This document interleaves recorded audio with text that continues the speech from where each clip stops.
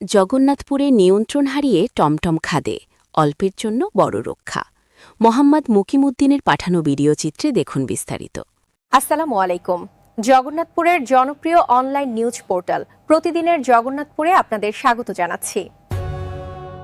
সুনামগঞ্জের জগন্নাথপুরে নিয়ন্ত্রণ হারিয়ে একটি যাত্রীবাহী টমটম গাড়ি সড়কের পাশে খাদে পড়ে যাওয়ার ঘটনা ঘটেছে। তবে গাড়িতে কোনো যাত্রী না থাকায় বড় ধরনের কোনো হতাহতের ঘটনা ঘটেনি। শনিবার ৩১ জানুয়ারি সকালে উপজেলার কলকলিয়া ইউনিয়নের জগদীশপুর শ্রীধরপাশা সংলগ্ন শফতুল্লাহ উচ্চ বিদ্যালয়ের সামনে সড়কে এই দুর্ঘটনা ঘটে।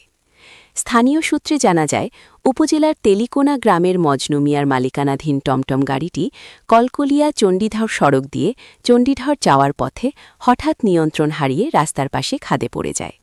দুর্ঘটনার সময় গাড়িটিতে চালক ছাড়া কোনো যাত্রী ছিল না, যার ফলে কোনো প্রাণহানি বা আহতের ঘটনা ঘটেনি।